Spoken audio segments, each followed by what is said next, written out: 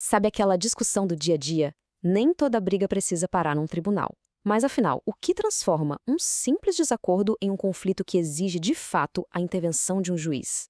É exatamente essa linha, muitas vezes invisível, que a gente vai investigar aqui. Para começar, vamos pensar numa situação bem concreta. Imagina só, a geladeira novinha que foi comprada para de funcionar depois de 3 meses. A loja simplesmente se recusa a devolver o dinheiro. É uma situação péssima, claro. Mas será que isso é um caso para a justiça? Essa pergunta é o ponto de partida de toda a nossa análise. Então, o primeiro passo é definir o que a gente está procurando. Onde é que fica essa fronteira? O que separa uma discussão comum de uma questão que o sistema legal precisa de verdade resolver? E aqui está o pulo do gato. Um desacordo sobre qual time de futebol é o melhor, por exemplo, é uma questão de opinião, de gosto. Agora, um desacordo sobre a obrigação de consertar um produto com defeito. Aí a conversa muda de tom, porque estamos falando de direitos e deveres que estão na lei. É exatamente nesse ponto que uma discussão vira algo mais sério. Tá, mas como a gente pode ter certeza se o que temos em mãos é um conflito jurídico de verdade? Bom, existe uma espécie de checklist, um teste com 4 elementos essenciais. Se todos os 4 estiverem presentes, aí sim a disputa muda de categoria. E aqui estão eles. Primeiro, o desacordo tem que ser sobre um direito ou uma obrigação que a lei prevê. Segundo, uma das partes tem que exigir algo e a outra parte tem que negar, tem que resistir a essa exigência. Terceiro, as pessoas envolvidas não conseguem chegar a um acordo sozinhas. E por último, é preciso que uma autoridade, como um juiz, dê uma decisão final que seja obrigatória para todo mundo. Agora, vamos voltar para o nosso caso da geladeira e aplicar o teste. Desacordo sobre direitos? Sim, com base no Código de Defesa do Consumidor. Pretensão contestada? Com certeza. O pedido de reembolso foi negado. Impossibilidade de acordo? Sim, a conversa com a loja não levou a lugar nenhum. E a necessidade de uma decisão obrigatória? Totalmente, porque só assim para forçar uma solução. Ou seja, bingo, todos os 4 elementos estão presentes. Isso não é só uma dor de cabeça, é oficialmente um conflito jurídico. Ok, então a gente já sabe que é um conflito jurídico. Mas de que tipo?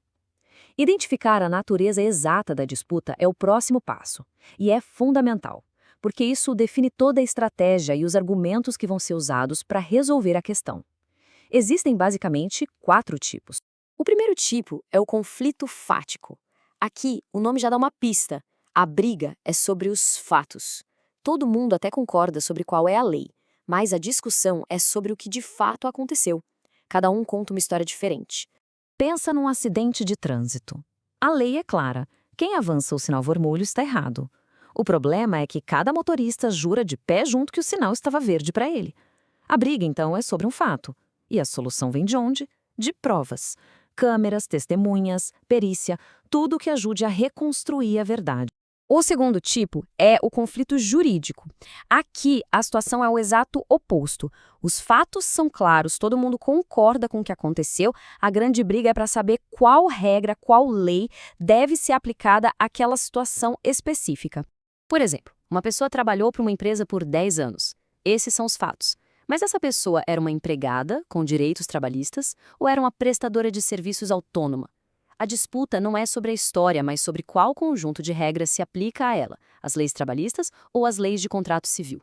Chegamos ao terceiro tipo, o conflito interpretativo. Aqui a coisa fica um pouco mais sutil. Todos concordam sobre os fatos e também sobre qual lei se aplica. A grande questão é o que, exatamente, as palavras daquela lei significam. Lembra da geladeira? A lei diz que um defeito grave justifica o reembolso. Ok, mas o que é grave? Um pequeno vazamento é grave? A loja vai dizer que não, o consumidor vai dizer que sim. A briga é toda sobre o significado de uma única palavra, e a solução depende de como o tribunal vai interpretar esse termo. Por fim, o tipo mais complexo de todos, o conflito valorativo. Ele acontece quando 2 direitos fundamentais, ambos superválidos e protegidos pela lei, entram em rota de colisão num caso específico. Nesses casos, não tem resposta fácil. Imagina só, a liberdade de expressão de um jornalista batendo de frente com o direito à honra de uma figura pública. Ambos são direitos previstos na Constituição. Qual deles deve prevalecer naquela situação? É uma decisão difícil, que exige uma delicada ponderação de valores por parte do judiciário. Agora que a gente já viu os tipos de conflito, vamos dar um passo atrás e olhar para a estrutura interna deles. Porque, independentemente do tipo, todo conflito jurídico compartilha o mesmo DNA, um conjunto de 3 regras estruturais que o definem. A primeira regra é a bilateralidade. Traduzindo, sempre vai ter, no mínimo, 2 lados com posições opostas sobre a mesma questão. Um lado diz, eu tenho esse direito, e o outro responde, não, você não tem. A segunda regra é a incompatibilidade. Isso quer dizer que as posições são mutuamente excludentes, elas não podem conviver. Um lado está certo ou o outro está. Se a loja tem a obrigação de devolver o dinheiro, ela não pode, ao mesmo tempo, ter o direito de não devolver. É um ou outro. E, por fim, a terceira e talvez mais importante regra, a obrigatoriedade da resolução. Um conflito jurídico não é uma discussão teórica de bar. Ele precisa ser resolvido porque sua existência causa um prejuízo real e contínuo. No caso da geladeira, deixar a disputa sem solução significa que alguém está sem o dinheiro e sem o produto. A justiça existe, em grande parte, para resolver esses impasses. Com essas ferramentas em mãos, o teste dos 4 elementos, os 4 tipos de conflito e as 3 regras da estrutura, a gente passa a enxergar o mundo de uma forma diferente. E fica a pergunta no ar: quantos dos desacordos que a gente vê por aí são, na verdade, conflitos jurídicos só esperando para serem identificados e, quem sabe, resolvidos da maneira correta? A resposta pode surpreender.